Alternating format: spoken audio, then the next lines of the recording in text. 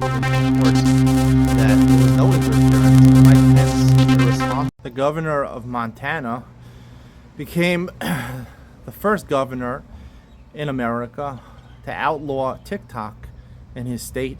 It will only go effective in 2024. He will be fining either Google or Apple for anyone who downloads the app onto their phone. It's not clear if he has the authority to do such a thing. I think in just thinking about whether this is the right thing or not to do, it's already banned TikTok from government officials.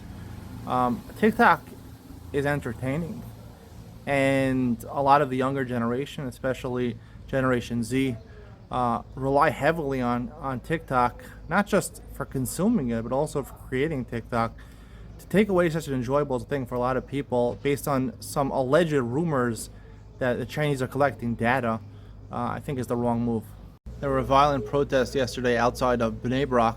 A lot of Chilonim, the secular people here in Israel, marched into Bnei Brak and said insulting things to the residents of Bnei Brak, which are primarily Haredim, the ultra-Orthodox. They don't like the ultra-Orthodox. They don't like their way of life. They don't like the fact that they avoid the draft. They're not part of the economy, most of them. So there was even one person who tried to take a flag, an Israeli flag, and hit a young Avrech, a young rabbinical student from Bnei Brak. It was interesting because the residents of Bnei Brak actually opened boxes of food, various pastries, and were giving it out to the protesters and saying Tel Aviv, which is next to Bnei Brak, will remain Tel Aviv secular, and Bnei Brak will remain ultra-Orthodox. I think it's really nice that people, the residents of Bnei Brak, they're protesting against you, and you're being nice to them at the same time, giving them food. That's pretty good. The New York Mets pulled off an improbable comeback victory over the Tampa Bay Rays yesterday. They had 3 home runs when they were basically down to their final out, I think. Tampa Bay Rays are the best team in baseball. The Mets have been a complete underachievement this year. Their owner, Steve Cohen, has poured in, I think, $350 million for their salaries of the Mets this year, which is by far the most in baseball, and they're basically a 500 team. It's very sad what's going on with the Mets. I'm a Mets fan, and I don't know what happened. I don't know why they're performing so poorly this year, but in baseball, money does not necessarily buy you a successful franchise. That's why baseball allows you basically to spend whatever you want. In other sports, there's a salary cap because you need 9 players, and they each contribute individually, and 5 pitchers also contribute individually. It's a team sport. Money doesn't always help. The store Target announced that they have suffered tremendous losses this year, primarily based on thefts from the store. A lot of people steal things from Target. They said they've lost in the past year, I think, $1.3 billion in revenue. That's unaccounted for. They don't know either it's thefts or missing inventory, whatever happens. They still have reported that they've gained 1%, I believe, in the year, which is pretty good.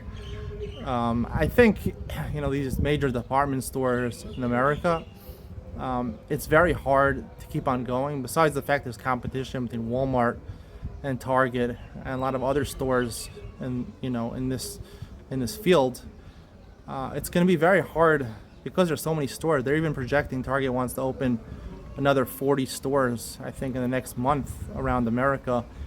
It's going to be very hard going forward to generate a profit, especially now with the e-commerce. Steph Curry announced a new partnership with a person named Scoot Henderson, which I believe will be a draft pick this year, will be a rookie this year in the NBA, a promising young player.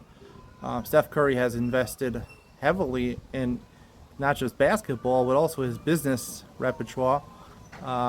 He has many businesses.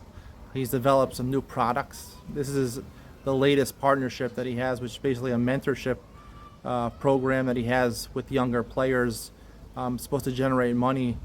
I think an NBA player, they should be preoccupied generally while they're in their prime of their career, where Steph Curry is nearing the end of the prime of his career, with basketball. Basketball should be the thing that you're occupying yourself. You obviously have people on the side who are helping you develop and grow your money.